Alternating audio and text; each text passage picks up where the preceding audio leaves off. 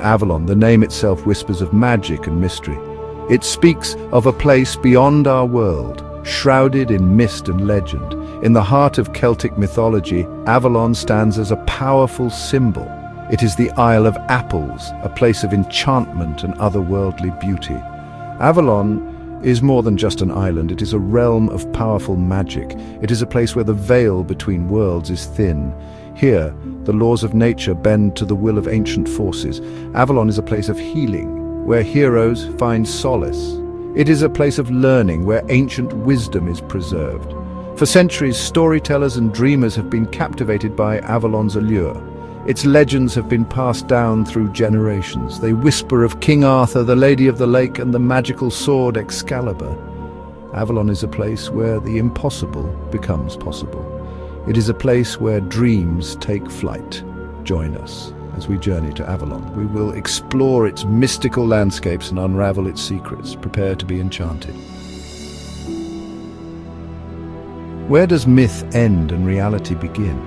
The line blurs when we speak of Avalon. Was it a real island swallowed by the mists of time, or was it always a product of imagination, a symbol of something more profound? Some believe Avalon was once a physical island.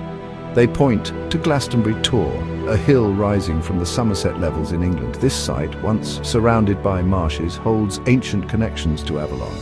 Early Celtic texts mention an Isle of Glass, a mystical place associated with the other world.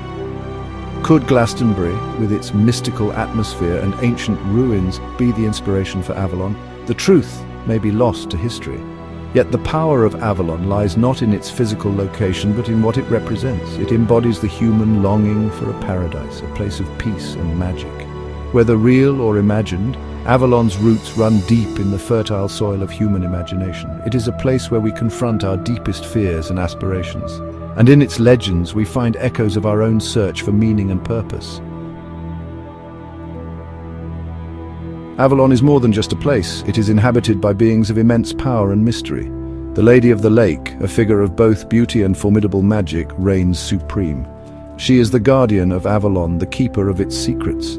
It is she who gifts Arthur with Excalibur, the magical sword destined to unite Britain. King Arthur, the legendary ruler, is forever bound to Avalon. Wounded in battle, he is carried to the Isle of Apples by the mystical boat that glides through the mists.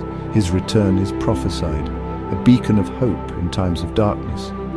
Morgan Le Fay, Arthur's half-sister, is often depicted as a powerful sorceress. Her allegiance to Avalon and her role in Arthur's fate remain shrouded in ambiguity. Is she a benevolent protector or a vengeful antagonist? Other figures grace Avalon's shores. Sir Bedivere, the loyal knight who casts Excalibur back into the lake.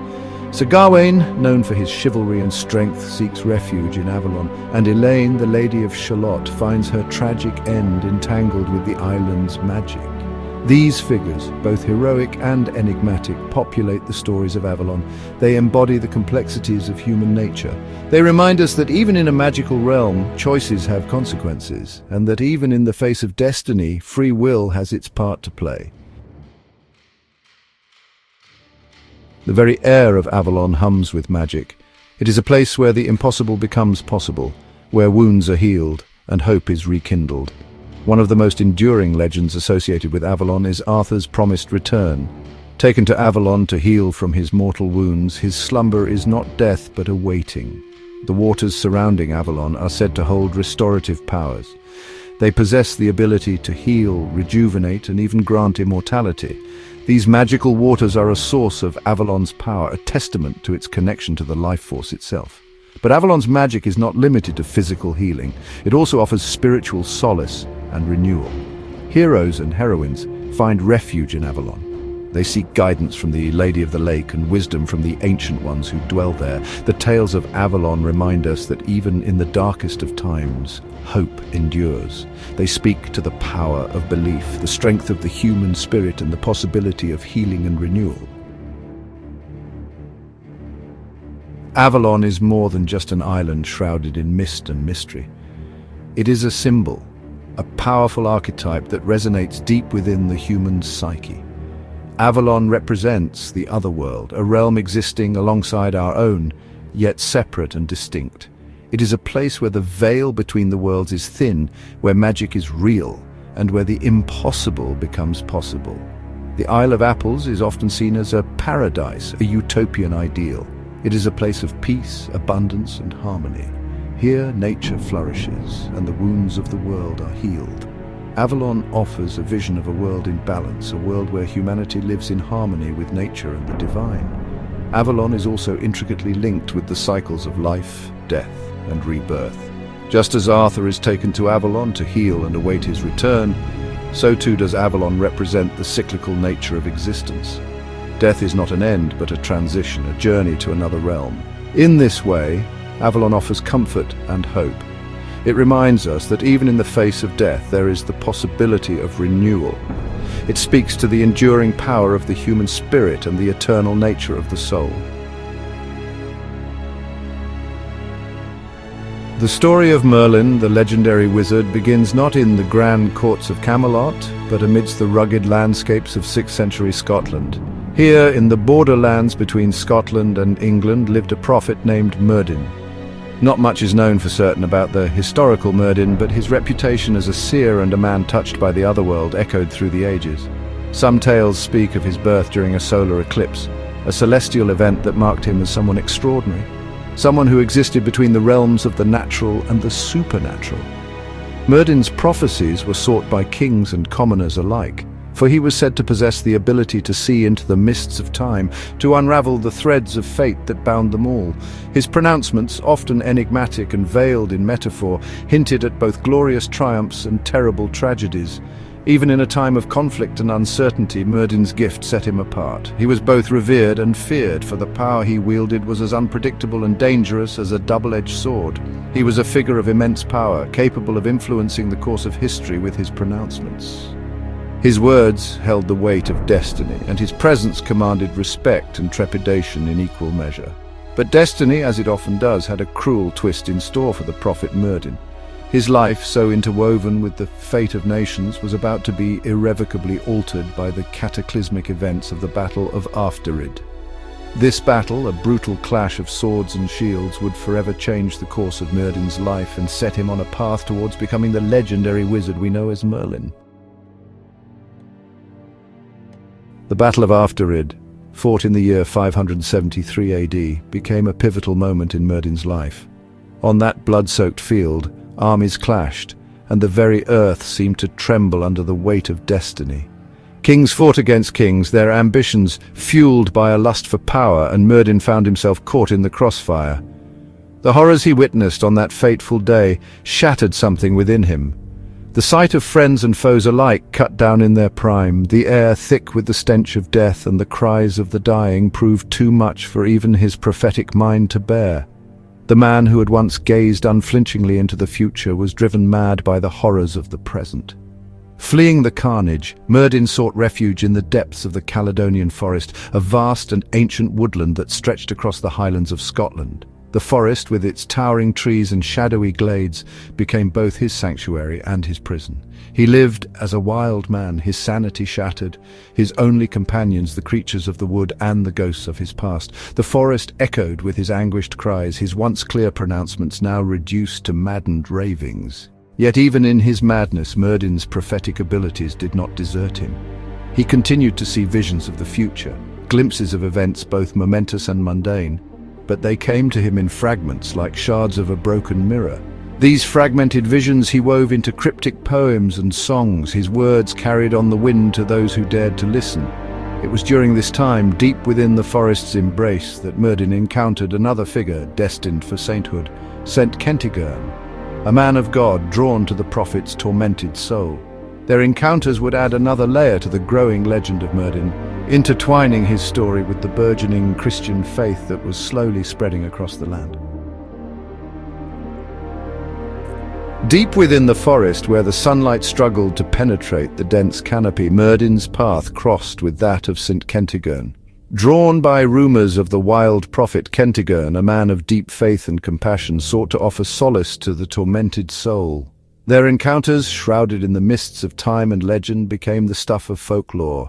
Kentigern, recognizing the spark of divinity that still flickered within the prophet, treated Merlin with a kindness and respect that the wild man had not known in years.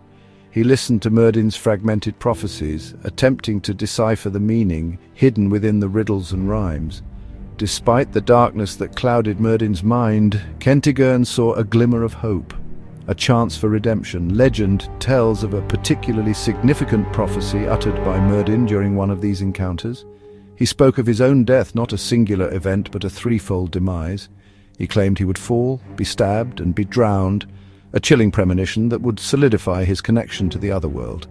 The prophecy of the triple death added an element of tragedy and inevitability to Myrddin's story, marking him as a figure touched by fate. But even more intriguing was the prophecy linked to Myrddin's final resting place. He foretold that where he was to be buried, a spring of fresh water would merge with the salt water of the sea, and over his grave a hawthorn tree and a red rowan would intertwine their branches. This unusual prophecy, laden with symbolism and shrouded in mystery, would later be linked to the legendary King Arthur, further cementing Myrddin's place in British mythology. As the centuries passed, the line between the historical figure of Myrddin and the legendary figure he was becoming blurred. His story, passed down through generations of storytellers, began to merge with other tales of magic, heroism, and destiny. And it was during this period of transformation that a cleric named Geoffrey of Monmouth would step onto the stage of history, forever altering the course of Myrddin's legend. Geoffrey of Monmouth, a cleric with a penchant for history and a flair for storytelling, became instrumental in transforming the Scottish prophet Myrddin into the wizard Merlin we know today. In his book, Historia Regum Britanniae, The History of the Kings of Britain, written in the 12th century, Geoffrey gathered and embellished upon existing tales of British history and mythology. He recognized the power of Myrddin's story and saw an opportunity to weave it into the fabric of Arthurian legend. Geoffrey Latinized Myrddin's name to Merlin and made him a central figure in the court of King Arthur. He portrayed Merlin as a wise and powerful wizard, a mentor and protector to the young king. Gone was the wild man of the woods, replaced by a figure of wisdom and authority. Geoffrey's Merlin possessed incredible magical abilities. He could change his shape, command the forces of nature, and see into the future. He was instrumental in Arthur's conception, orchestrated the sword in the stone, and guided Arthur through many challenges. He became the quintessential wizard, a symbol of wisdom, power, and mystery. French poets, captivated by the Arthurian legends, further embellished Merlin's character, adding elements of romance and tragedy. They created the tale of Merlin's doomed love for the Lady of the Lake, who taught him magic, but ultimately led to his downfall. This romantic element added a layer of complexity and vulnerability to Merlin, making him a more relatable and tragic figure. Over the centuries, Merlin's story continued to evolve.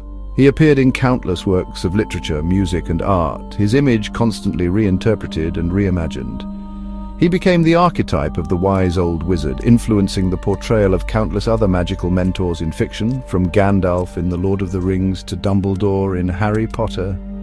Despite the many transformations, Merlin's Scottish roots remain an essential part of his story. The wild landscapes of Scotland, with their ancient forests, misty lochs, and rugged mountains, continue to evoke a sense of magic and mystery. These are the landscapes that birthed the legend, and their spirit is forever intertwined with the magic of Merlin.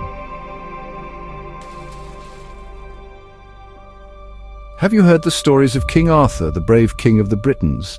He is said to have lived in a time of danger and magic, defending his people from invaders. Arthur is a hero of countless tales, but was he a real person? That is a question that has puzzled historians and storytellers for centuries. The legend of King Arthur is a thrilling mix of history and myth. It's a story of courage, honor, and adventure. It is filled with knights, wizards, and incredible feats of bravery. But the line between fact and fiction is blurry. There's no definitive proof that Arthur existed as he's described in the stories, yet the idea of Arthur continues to fascinate us. Why? Perhaps it's because his story speaks to something deep within us. It reminds us that, even in dark times, courage and goodness can prevail.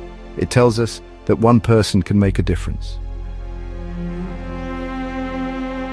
Finding historical proof of Arthur is like searching for a needle in a haystack. We have to rely on scraps of information from long ago.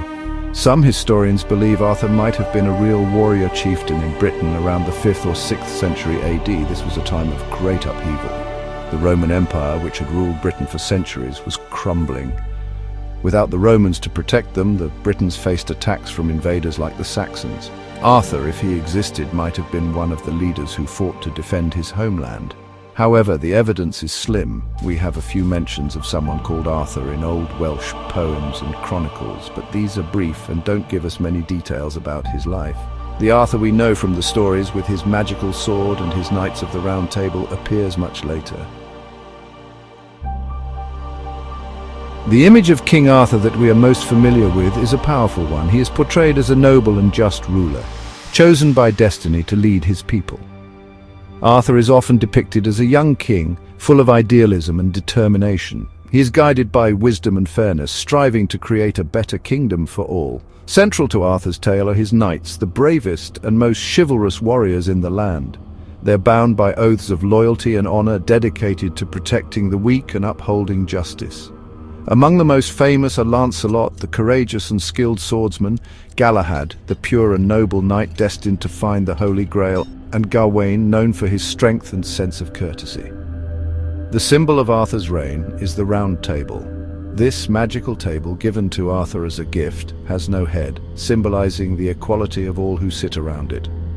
At the Round Table, all knights, regardless of their background, are considered equal. They share in counsel, adventure, and the pursuit of noble quests. The earliest written accounts of Arthur are found in chronicles and poems from Wales and Britain. These early sources paint a picture of Arthur as a fierce warrior and a successful military leader. They tell of his battles against the Saxons and his victories in defending Britain.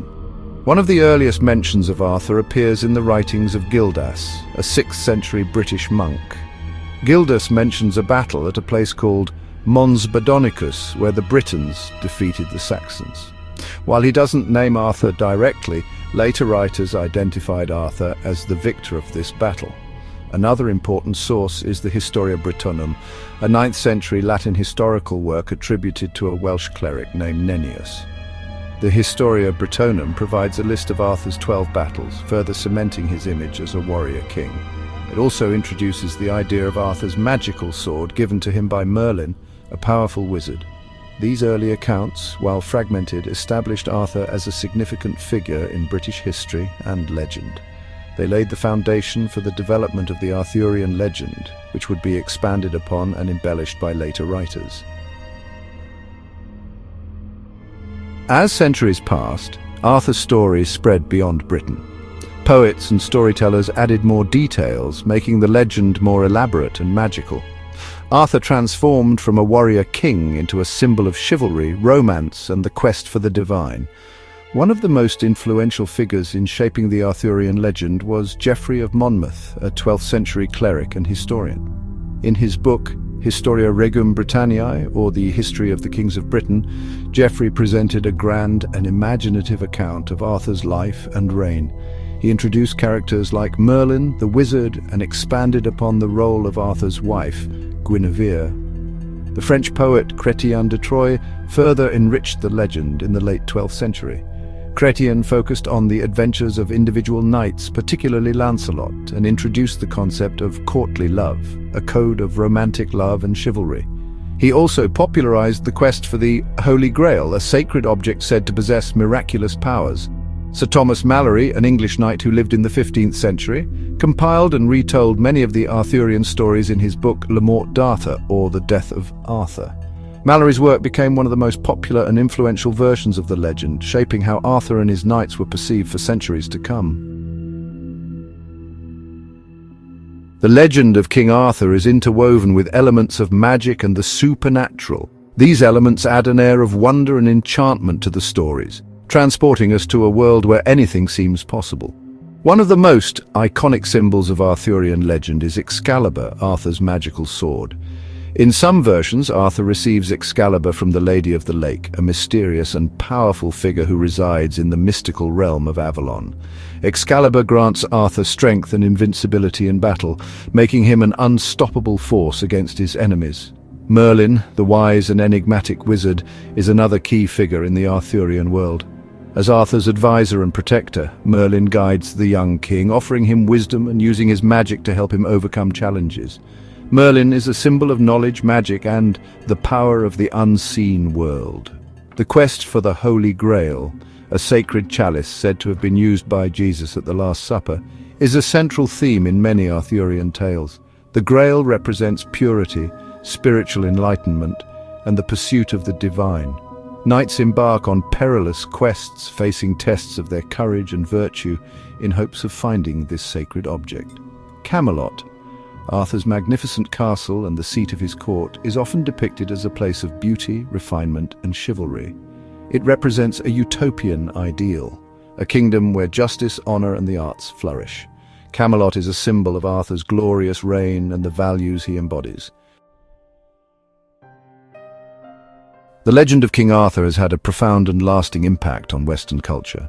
It has inspired countless works of art, literature, music, and film, ensuring that Arthur's story continues to be told and enjoyed by generations.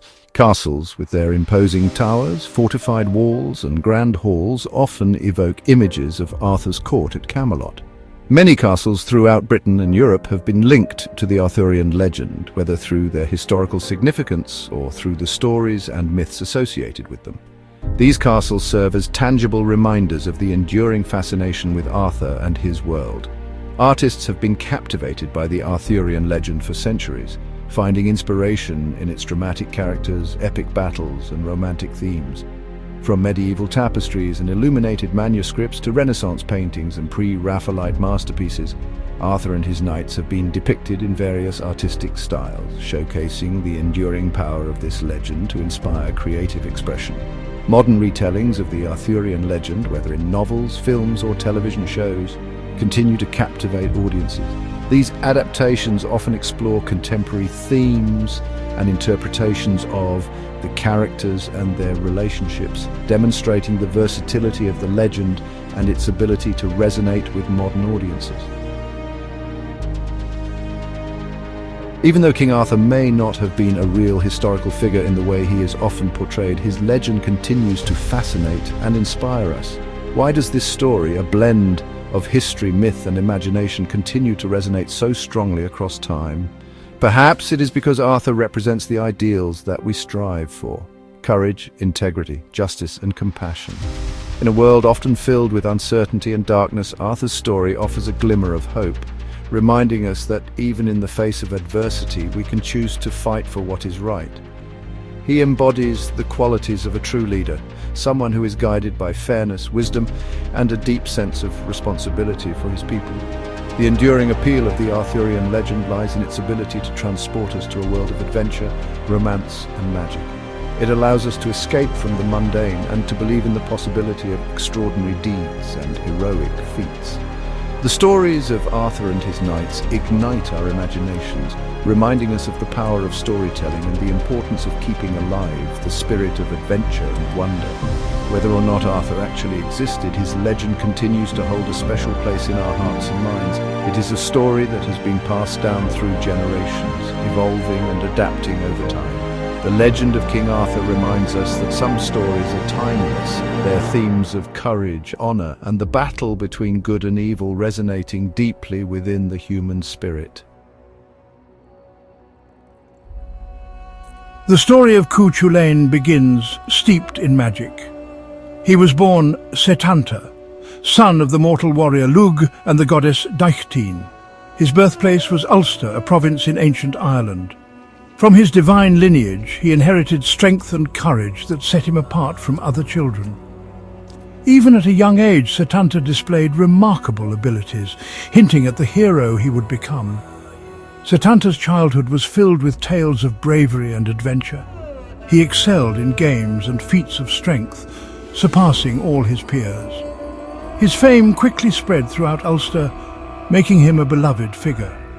People recognized his potential for greatness, sensing that he was destined for extraordinary things. Little did they know, destiny was waiting just around the corner, in the form of a fearsome hound. One fateful day, Setanta found himself at the forge of Culann, the local blacksmith. Culann, known for his fierce guard dog, warned the boy to be cautious. However, the hound, sensing a presence, broke free and attacked. Setanta, in an act of incredible strength and agility, defended himself, killing the hound with his bare hands. This incident, while tragic, became a turning point in Setanta's life. Kulan, devastated by the loss of his loyal companion, was offered compensation by the young boy. Setanta vowed to take the hound's place, protecting Kulan's property until a replacement could be found. Thus, he earned his name Ku Chulain, meaning Kulan's hound. Now known as Ku Chulain, the young warrior sought out the renowned warrior woman Skathek to hone his skills. He traveled to the Land of Shadows, a mystical place where Skathek trained warriors in the arts of combat. Under her tutelage, Ku Chulain mastered swordsmanship, spear fighting, and the use of the chariot. He learned to fight with incredible speed and ferocity, becoming a force to be reckoned with. Skathek also taught Ku Chulain about the Gai Bolga, a magical spear that was said to never miss its target. This spear became his signature weapon, striking fear into the hearts of his enemies. He also learned to harness his Riestrad or warp spasm, a powerful battle frenzy that transformed him into an almost unstoppable force. Ku Chulain's skills were put to the ultimate test during the cattle raid of Cooley. Queen Medb of Connaught, driven by greed and an ancient prophecy, launched an invasion of Ulster to steal the prized bull Don Quailnge. With most of Ulster's warriors struck down by a magical slumber, Ku Chulain stood alone as the defender of his land. He single-handedly held off Medb's entire army, engaging in a series of epic battles that showcased his extraordinary strength and skill. However, Ku Chulain was bound by strict rules known as Gyasa, taboos that he must never break. Through trickery and deception, his enemies manipulated him into breaking his Gyasa, weakening him and ultimately leading to his tragic death. Despite fighting bravely to his last breath, Ku Chulain fell, forever etching his name in Irish legend. Ku Chulain's story, passed down through generations, embodies the Irish spirit of courage, loyalty and love for one's homeland. He remains a potent symbol of Irish identity, celebrated in literature, music and art. His tale serves as a reminder of the power of myth and the enduring legacy of heroes. In the heart of Ireland, stories are whispered about a giant named Finn McCool. He is a legend, a hero, and a symbol of strength and wisdom. Finn McCool is a central figure in Irish folklore, appearing in countless tales passed down through generations. From shaping the very land to battling mythical beasts, Finn's adventures capture the imagination and embody the spirit of Ireland. It is believed that Finn McCool was not entirely human. His birth was shrouded in magic, with tales of druids and fairies playing a part in his destiny. This magical lineage endowed him with extraordinary abilities, making him a formidable warrior and a wise leader. Finn's stories are not just entertaining. They offer glimpses into Ireland's ancient past, its beliefs, and the values it holds dear. Finn McCool's life was extraordinary from the start. His father was a respected warrior, but he was tragically killed before Finn was born. Finn's mother, fearing for her son's safety, sent him to be raised in secrecy by two wise women deep in the Irish forests. Living in the wild, young Finn learned the ways of nature. He hunted, fished, and became attuned to the rhythms of the earth. One day, Finn encountered a wise old druid by a river. The druid possessed the salmon of knowledge, a magical fish said to grant wisdom to whoever ate it. Finn, tasked with cooking the salmon, accidentally burned his thumb and instinctively sucked on it, swallowing a drop of the fish's magical fat. This single drop bestowed upon Finn extraordinary wisdom and knowledge, forever changing his destiny.